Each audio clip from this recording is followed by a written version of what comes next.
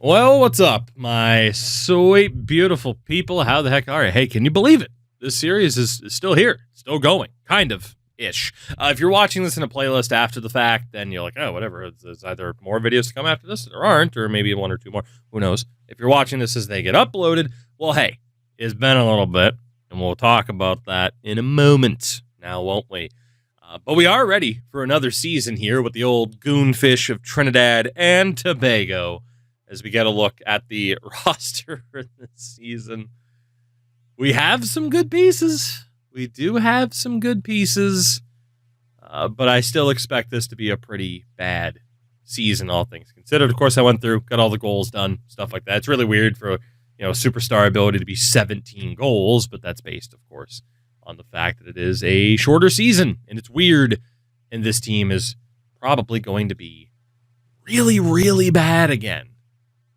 But I believe, yes, we were through the preseason, all that fun stuff. Like, literally, we're right at the start of the regular season. So let's find out for sure how this team is going to do this year. And then in the meantime, normally I can struggle to be like, what the hell are we going to talk about when we simulate this season? Because, of course, this particular series I'm not doing as a part of a series of, Twitch live streams, which, of course, hey, this is how all my videos used to be. And then, of course, Twitch became such a bigger part of the channels and what I do. And that's kind of why it's been, few and far between in terms of episode uploads as we lose to the Sea Cattle. But hey, at least the Seattle Sea Cattle got a win. I'm happy about that. That's just been one of those things, right? Is in a normal set of circumstances, I would have had this entire series done already by the time it started getting uploaded to the YouTube side of things. So it wouldn't have been too much of an issue as Ethan Belchetz becomes a grinder, which I'm okay with. We'll see if that affects his offense, but he does get some plus ones in there. So we'll see if that's worth it. We'll try to switch him back to a power forward as well, just to get further boosts. But yeah, normally a series is just already done. And if I go through a phase of life getting in the way, which is a lot of what's been happening lately, then it's not that big of a deal or doesn't impact the YouTube side of things too much because, again, everything's done. I just need to schedule stuff out. Like, it's not that big of a deal, really, although sometimes scheduling stuff can also kind of take a little bit of a dip as well.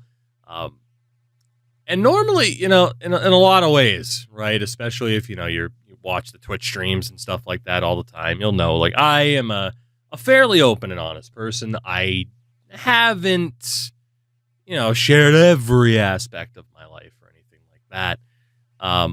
But I'll just say from a personal standpoint, it's a busy, stressful time, and that has heavily impacted the uploading on this channel. And for that, I apologize, especially for especially to the channel members that we have here, where, again, one of the most consistent things I can try to offer you guys is, hey, here's all the videos, here they are early, stuff like that. And I've been failing at that. And for that, I am sorry. And I certainly wouldn't blame anybody if they're like, I'm going to take a break from the whole channel membership thing until, a little bit later on, maybe never come back. In which case, again, hey, I wouldn't blame you in that instance. But yeah, it's just been a very, very busy time. But the funny thing is, it's like I'm in a hockey mood, like absolutely in a hockey mood. If you follow on the streams, if you follow me on godforsaken social media apps or in the Discord or whatever, which I'm sure the link isn't working down below because you can set a Discord invite link to never expire. They still expire. It's very annoying. But it's just one of those things where it's like the Stanley Cup playoffs and everything. Oh my God. Like, I'm recording this the day after Winnipeg eliminated St. Louis. So you talk about the first round. Again, it's May. NHL 25 has been out for months. Most people are just over this game at this point, and rightfully so. But am I in a hockey mood? Yeah, more than I ever was throughout the regular season. Are you kidding? Like, oh my God, by the way, did you see the amount of games difference between us and Edmonton? Holy hell. Dude, their season's half over already. That's insane. Just means we got a lot of weeks with a lot of games. Clearly, that's insane. But yeah, like regular season, I talked about it quite a bit. Like, I wasn't overly interested in the NHL regular season, not because the Bruins are bad. Again, I'm happy the Bruins are bad. They need to be bad. They just weren't a contender anymore. They lost too many key pieces, and Elias Lindholm and Nikita Zadorov, they weren't going to fix that, right? So it wasn't because the Bruins were bad or anything like that. It's just, I've talked about it, right? There's been a lot of stuff, a lot of different aspects about the NHL where I'm like, ugh. You know, and you're going to lose interest in something when you're just like, ugh, like, why? Can you make a right decision? Can you finally figure out officiating, the Department of Player Safety, all that stuff? Can we finally get some consistency here? The answer is no. But then come playoff time, all of those concerns just kind of disappear through the magic of the postseason. And even if, say, the Eastern Conference with, like, you know, Montreal and New Jersey losing in 5, that's not surprising, right? Or, you know, Toronto beating Ottawa. Shouldn't have been surprising. The fact that the Sens took 2 games off of them is a little bit surprising. But then you had, like, Florida just, you know, beating down Tampa, and it's like, that was not expected. And then there's the West. LA up 2-0. They choke 4 straight games to Edmonton. Minnesota, poor Minnesota. I would say one of these days, but I think even Minnesota sports fans know, like, it's never going to happen. That's the way you got to view it. That way, if it does finally happen, i.e., one of the teams does the thing, at least it can be a pleasant surprise, because otherwise it's just never going to happen. But then you had the 2 series that went to Game 7, and the way those 2 Game 7s ended playoff hockey at its finest. I mean, that first round of the playoffs, you can put up against a lot, if not the majority of the other first rounds ever, off of the strength of those 2 series alone. You know, at work, like, and granted, I'd have to go back, right? And who knows, maybe that's a video to put together. Is the interest level, granted, I don't know how the heck I would come up with a kind of ratings or, you know, ranking guideline to decide, like, what was the most interesting, exciting first round ever. But man, this one's got to be up there, right? Even with recency bias, it's got to be up there. And just off of that alone, like, I do still have interest in NHL 25. It's just been, like I said, a busy and stressful time. So for those of you sticking with me, you know, through the inconsistencies, thank you for that. And hey, it was nice. I got to use this as kind of a, hey, here's my thought on the playoffs type of update as well. While this team made some decently good strides. Oh, Ethan Belchitz, by the way, 16 out of the 17 goals needed. If he stayed at a power forward, would he have gotten that goal? That's the question. In Chicago, there we go. Jesus, finally played that 47th game. Oh, my God. 19-24-4, though. This team is closer to turning the corner than I would have thought, right? I thought we might still be in, like, New York Sirens territory. That's not the case. Chicago makes it to the playoffs as the winner of the NL Misfits division. Eastern side, you got Buffalo making it. And if you can hear a scratching in the background, he's my wife's cat, as I call him when he's annoying me. He is scratching at my office door to come in here. We'll see if he gets what he wants. Let's see, what else do we have? Central Division, Colorado and the Utah Mammoth have made it. And in the West Division, man, the Honolulu Huskies are nuts. Like, they just keep winning. They just keep winning. They are still just such a strong team, and it's off of that pairing of Alina Muller and Sam Reinhart. The American League side, the Florida Panthers, the Brooklyn Bellows have made the postseason. Columbus Heat continue to kind of go back and forth between being good and not. Hartford Bambies, dominate the East Division, winning that pretty much no problem. Central Division, the Salt Lake City Dragons are going to the postseason. Edmonton won just 9 games. And then in the West, the Seattle Magicians and the Alaska Ice Eagles. So, where were we? In terms of playoffs, Chicago and Brooklyn kind of lucky based on the divisions they were in. Salt Lake City's very lucky based on the weaker division that they were in. Alaska made the playoffs. And we were down in Oh, boy. 39th. 39th isn't too bad. That's a decent bit of progress. Look at that. You scroll all the way down, we're not even up there anymore. Which could also be bad news in terms of the draft lottery, by the way. Ooh, are we getting to be too good too quickly? That is something that could be a threat, especially with a 48-team league. Ethan Belchetz did lead the team in scoring this year. Shout out to Liam Pugh, though. Good improvement. 26 goals in 47 games is insane, by the way. That's a tremendous pace. Honestly, I mean, yeah, we had more players putting up points this year. Had some positive players and the plus-minus side of things. Which doesn't mean much, but it helps.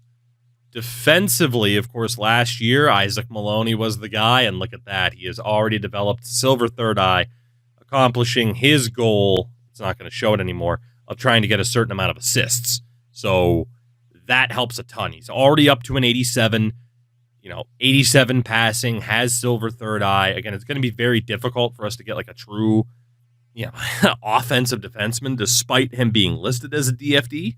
But someone like that, it's going to be nice. And having 3 defenders with at least 20 assists is really, really good. And for the goaltending, Harenstam, 897. Buckley at a 906. That's what we ran with the goaltending this year. And the best goaltending performance we've seen so far. So definitely a step forward. Around the league, though, Felix Pox, Leon Draisaitl, both up there. Adrian Kempe was up there for the Florida Panthers. McKinnon, Cedric Corey round out the top 5 in points.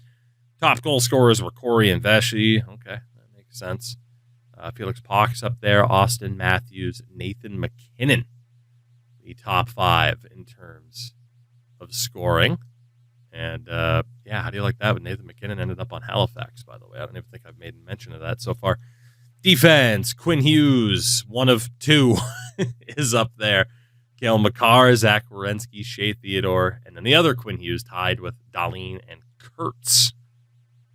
Andreas Kurtz. Okay. For the goals, 16 goals for Werenski. Gold Heatseeker is just ridiculous in the sim. Goalies, winningest Trey Augustine for Honolulu. No surprise there. Jack Ivankovich on the Burnaby Cha-chings, no less. What a guy. What a guy.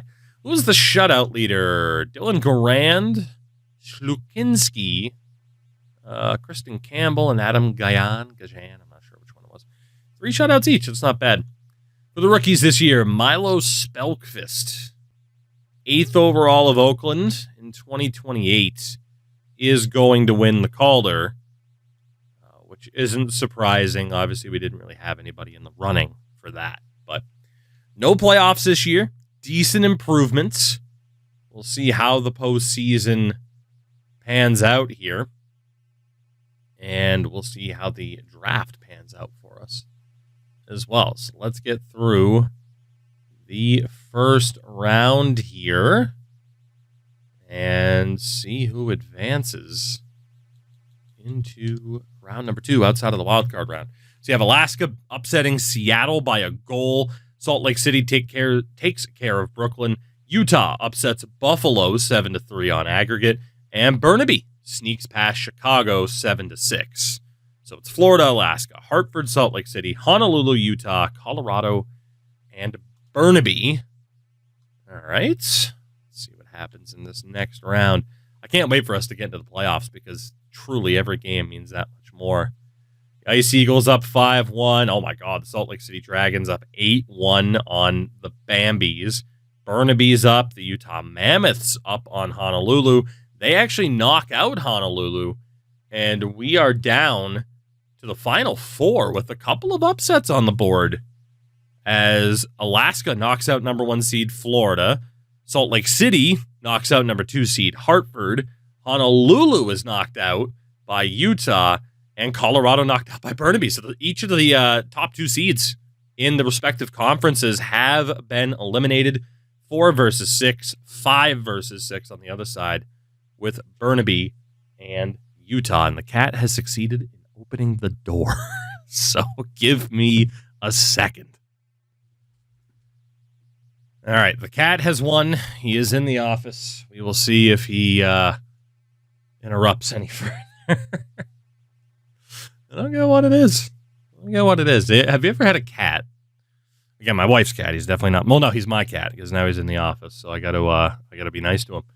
You ever had a cat that's just like, I am not affectionate at all, and then all of a sudden it's like, actually, I'm very affectionate. Like, it's weird. He normally likes to be left alone. Salt Lake City have eliminated Alaska. Burnaby eliminate Utah. So we will not get the Battle of the Mormons in the final. Instead, it'll be the Salt Lake City Dragons against the Burnaby Cha-Chings.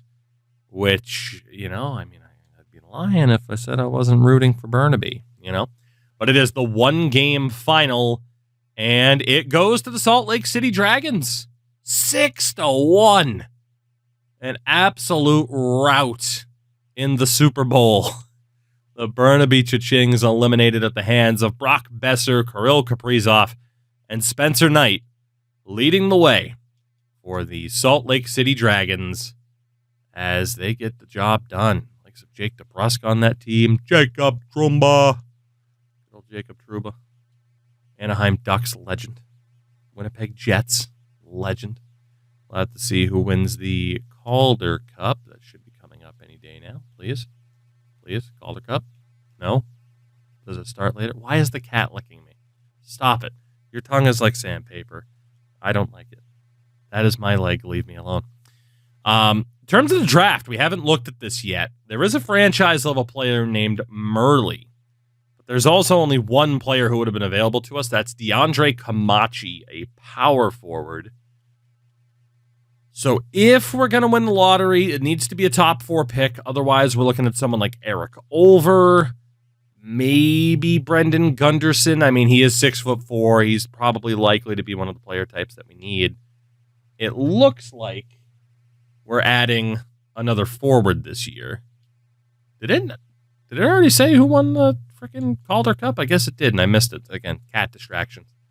But Salt Lake City gets it done. Don't bite my ankle, fucker. It's going to be one of the more interesting episodes we've ever done. Shout out to Jake DeBrusk, Kaprizov, Besser, Miles Wood. We know they had Spencer Knight in goal. What do you want? What do you want? Leave me alone. My God. In terms of the awards, Salt Lake City Dragons, again, we haven't had a repeat cup winner yet. Felix Pox becomes the 5th different Art Ross Trophy winner in the past 5 years. Second Hart Trophy in the past 4, though. Quinn Hughes, first Norris in the past 5. Draisaitl won the Bing. Dude named Peros won the Calder. That is a bit surprising. Olin Zellweger won the Conn Smythe. Okay. Vezina to McKenzie. Some very interesting results here. Jennings to Soklinski. Simashev's up there. Jack Adams to the Colorado Rockies. Head coach, Kansas City's Carpenter wins the Selke. Pox winning the Ted Lindsay Award. Cedric Corey, the Rocket Richard. Why are you licking my ankle? Leave me alone. In the AHL, who won the team award this year? It was the Ontario Reign. Okay, I totally missed it. Svirchek. SmackDown versus Raw, CEK. There you go. Whoops, hit the wrong damn button. Also won league MVP, scored the most goals. Krabari was the top rookie and top defender. Watsky. How are you real? I mean, I'm presuming that Svirchek and Krabari are both real, and then you get a Watsky. And I don't know what to do with that information. Fedotov was the MVP of the Calder Cup winning team. Svirchek there, and then obviously you get into those extra awards. We have a draft to get to, I think. And then we have a cat to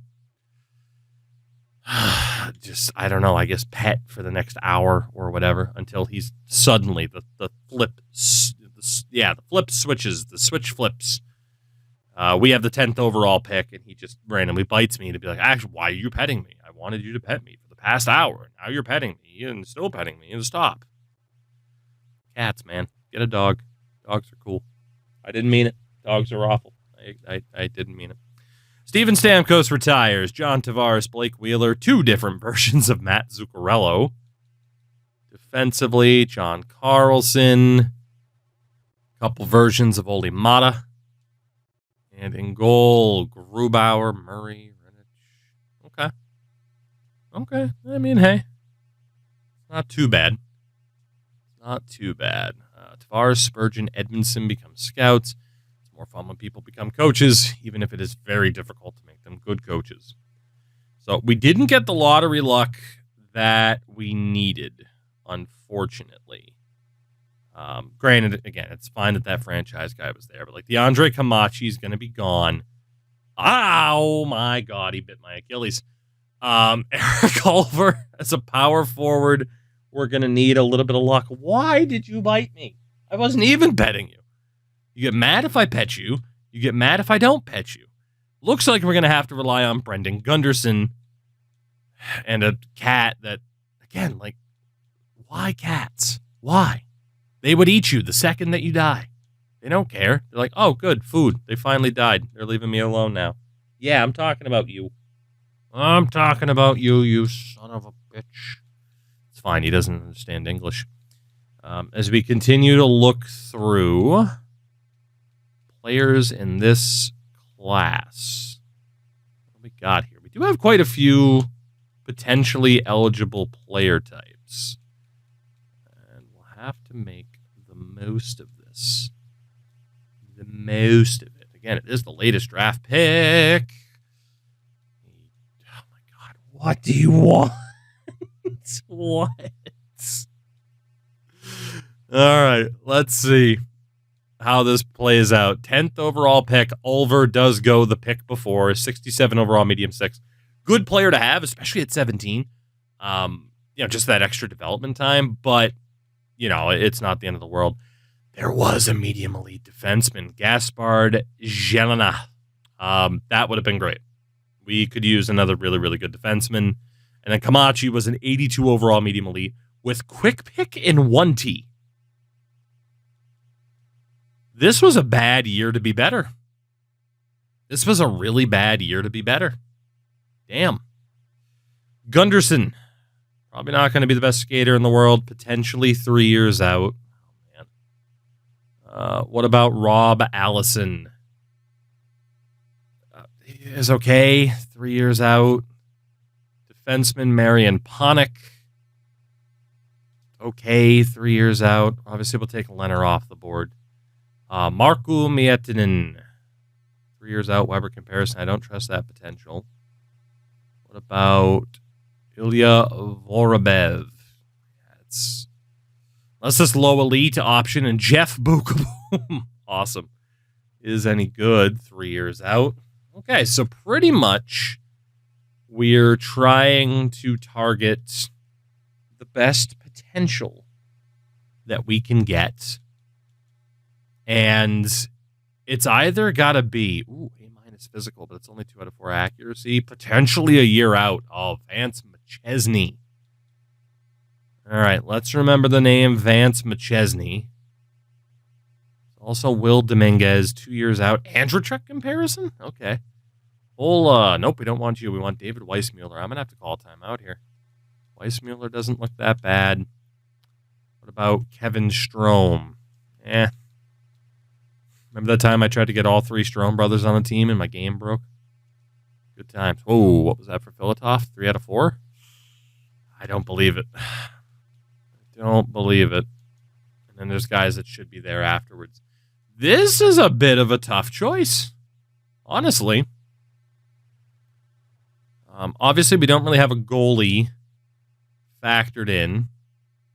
But there are a couple of dudes we could take a chance on later on. Defensively. Vince McChesney. Potentially 1 year out. Like super unscouted, but looks good. Then there is the Panik option as a confirmed medium 4, which is okay. It's not an insane potential this year. We got Max Dinger a little bit later on. There is a low elite defenseman, Valeri Nabokov, later on in the draft. Joachim Karlati. Anybody else? Not really. Okay. Right wing side. Again, Bukaboom's there as a low elite. Gunderson, like how good is Gunderson going to be? There is a way to get this right. There is also a way to get this incredibly wrong. And I am so distracted by this feline that at least I have a built-in excuse from when it goes poorly. But it looks like it has to be the right wing or defender. Has to be.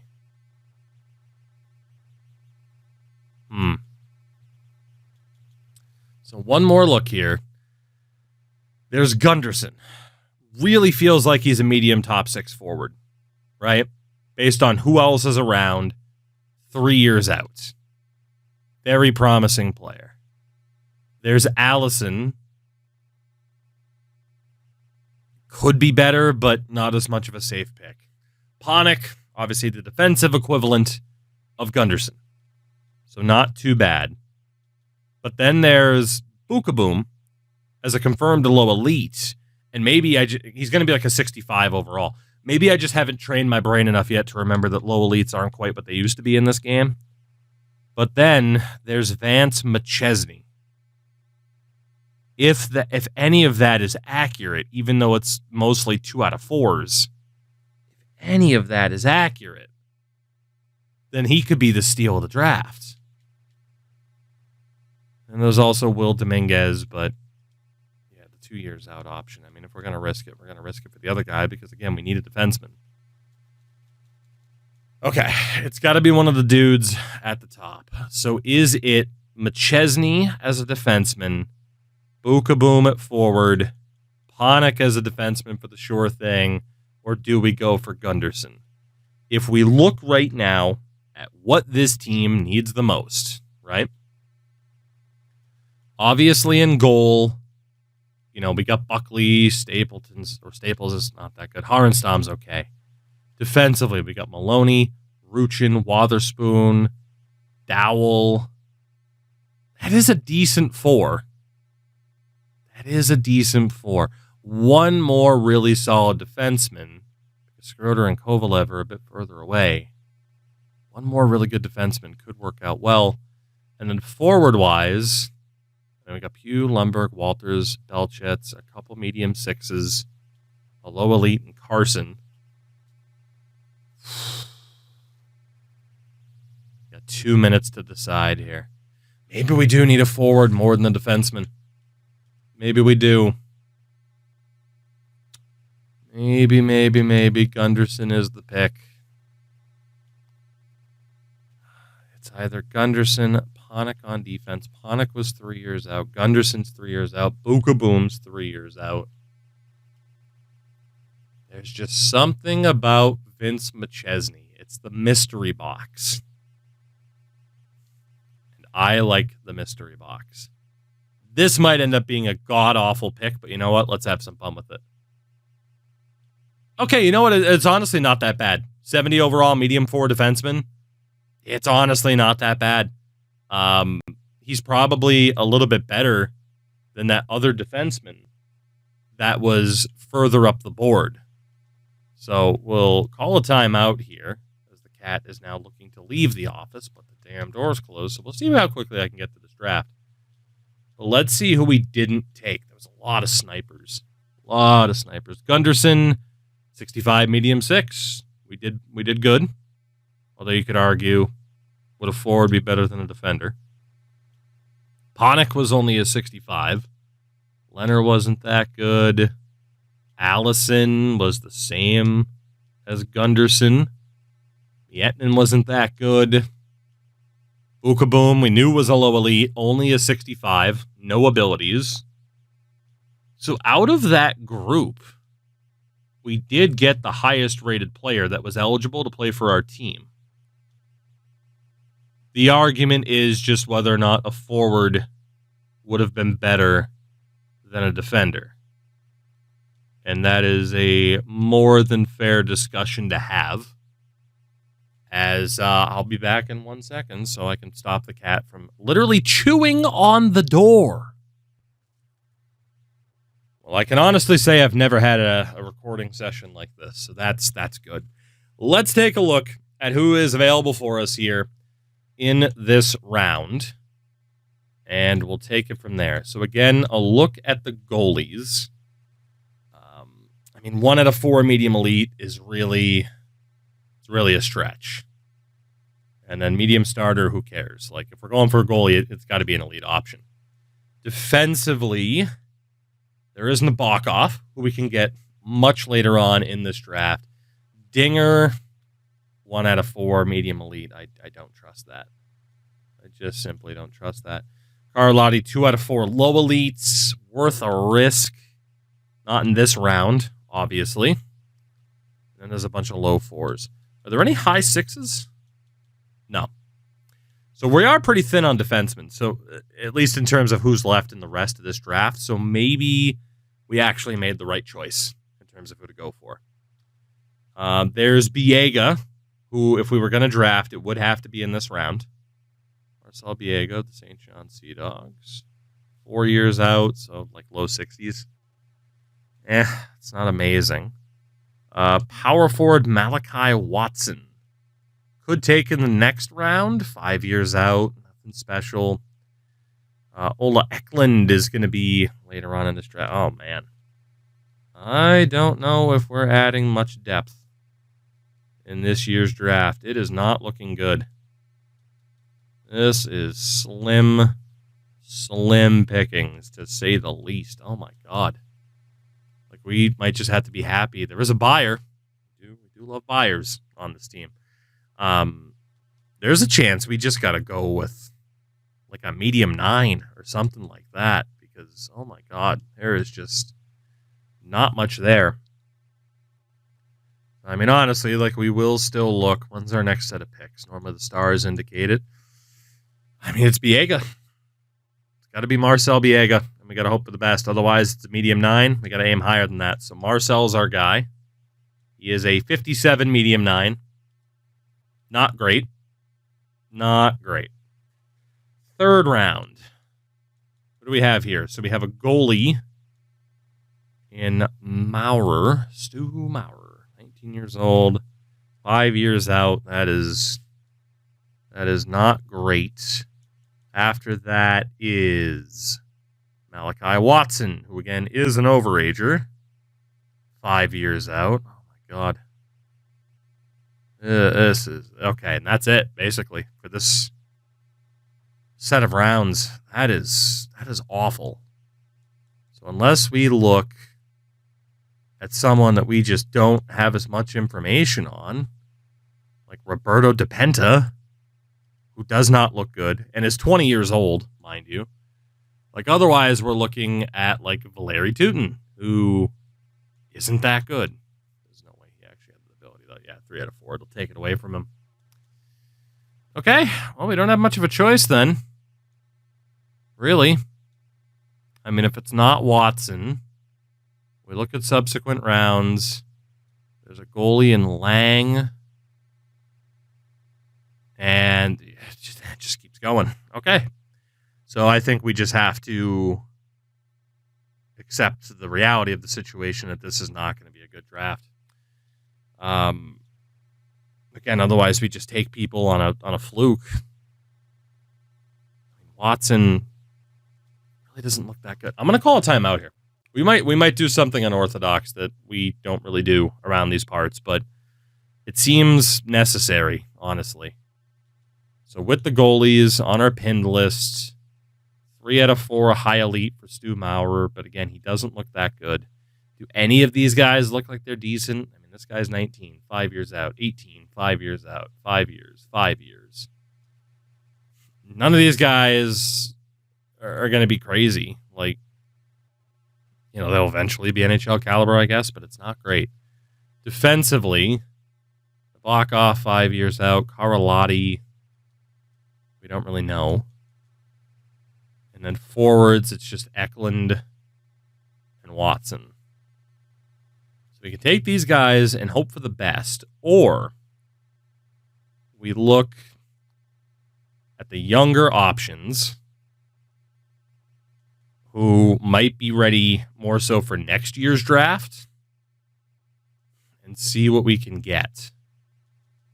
There's a 6'4" goalie. Like there's never like any super tall goalies generated. It doesn't make much sense to me. But like Joel Mills of Saskatoon, we could risk it for him. Defensively, best way to do it, since we won't have much information on these guys, is just look at the biggest dudes. So like Chance Urkamps at 6'4", 6'5" Duke Eager. Couple 6'3" options, another 6'4" option, Raymond Pinot. What do we have on the right wing side? 6'3", Daniel Gervais-Chouinard. 6'5", Saul Postma. Man. Kent Dimitrakos. Yeah, I mean, look at this. Andre McGinn. Again, some of the 6'3" options are toss-ups. There's Cole Wellwood. He's 18. We'll ignore him. Left wing side. Anybody else that's just like, okay, like he's 6'3" plus. Like, you know that the game's going to generate them as a physical player type. This dude's 6'6". Charles Cappy. And what do we got at center? What do we have at center? Anything crazy? Not really. 6'3" was the limit there. Okay. So now's the time where we say, okay, like let's see who's on the board here and start taking chances. Because otherwise, yeah, we're just going to be stuck with Watson, who doesn't look that good. We're just going to be stuck with a lot of dudes who don't look that good. So Postma and Pinot are both due up shortly. When's our next set of picks after that? Okay. So at least these two guys aren't like super far off the board, right? They're not in the 800s. So there's the winger, Saul Postma, and then there's Raymond Pinot. 17 and 17. They're both gigantic. 4 years out. The attributes pretty much even out. Let's, I still think we need the forward help now more than the defensive help. Let's go for Postma. Yeah, low bottom 6. Again, I'm not saying this is some super secret idea where all of a sudden we're going to be getting good picks, but I mean, I'm willing to try something different because what else are we going to do? Just get a bunch of dudes who aren't really that good. Really aren't that good. So, again, even like Nabokov, I don't want you. In a normal challenge, I would say sure, because we might get potential trade value. But no, for the most part, these guys just suck. So, projected next looks like Pino is still there. So we'll go for him. Let's take the defenseman as well. Raymond Pinot. Low 7th. I mean, at least I'd have guys on higher values, even though they're not going to freaking develop anyway. So, next up, for the hell of it, let's take the goalie Joel Mills. Medium backup at a 48 overall. Okay. If there was any draft to throw away, it was going to be this one because this draft looked like garbage anyway. We'll take Gervais-Chouinard, 6'3", 202. Sniper. All right, well, that's a big sniper. We won't be using him. And last dude, just to get through this, because, oh my God, this draft sucked. Kim Silverberg, Kent Dimitrakos. Who was the one that was 6'6"? Bunch of 6'5", dude. I think it was Cappy, right? Yeah, let's take Charles Cappy. He should be an enforcer. And he is, but he's a low bottom 6. So easily the worst draft that we have had so far after our best season to date. That's not what you want. It's really not what you want to see happen. But that is another season in the books.